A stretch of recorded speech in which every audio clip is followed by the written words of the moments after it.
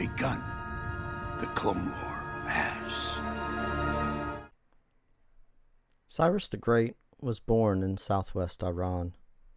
He ruled the Persian Empire, wrote the first Bill of Rights, and is revered by Jews for returning them to Jerusalem and funding the rebuild of the Temple of Solomon in 6th century BC. Most of the West forgets that Iran elected a prime minister as recently as 1951. Mohammad Mossadegh, a PhD in law, began his political journey before World War I during the Iranian Constitutional Revolution, the Islamic world's first constitutional movement. His entire political career was spent as a constitutional monarchist. After World War II, he co-founded the National Front of Iran, a coalition of secular nationalists, leftists, and intellectuals, and won the 1951 election. Mossadegh, though, committed the gravest sin against the West. His punishment for his transgression has, essentially, defined U.S. foreign policy into the 21st century. Things all but forgotten in June 2025. After winning the election on a modernization platform, he nationalized the Anglo-Iranian Oil Company, the company later to be known as British Petroleum. In 1950, AIOC produced $85 million in profits, and $51 million went to inland revenue in the UK. Britain held only 51% of the company, and Iran held all the oil. What a corporate tax rate, though. For this greatest of sins against colonial powers, Churchill wanted Mossadegh overthrown.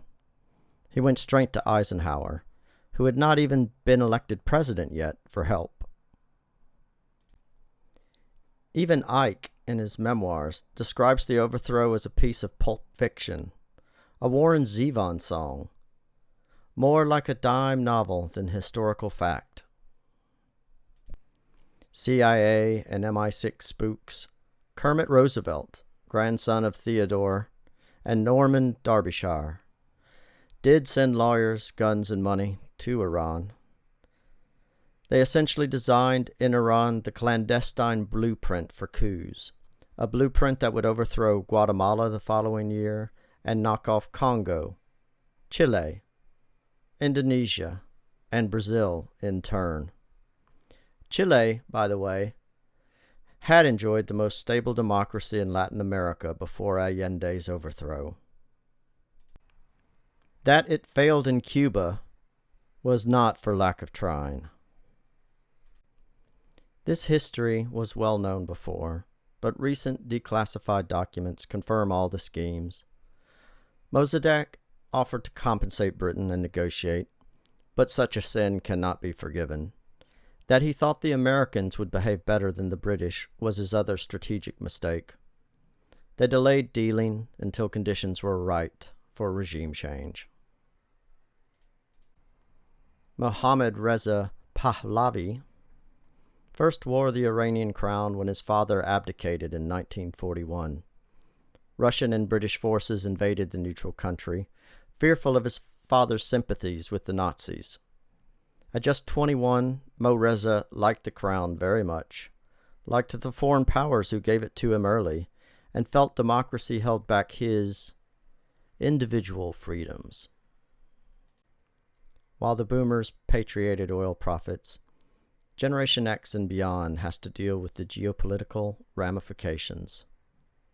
Mo Reza consolidated power in the monarchy after the coup, bowed westward with deference, introduced secret police SAVAK, and essentially generated the 1979 revolution that installed a Shia theocracy.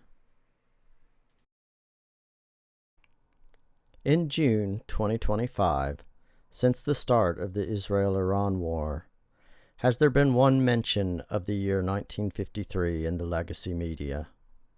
Has one single truth been told? This average historian believes it worth reflecting that Iran held truly democratic elections within living memory. Suggested documentary: Coup 53 by Taghi Amirani. Struggle with Peace, Team Average.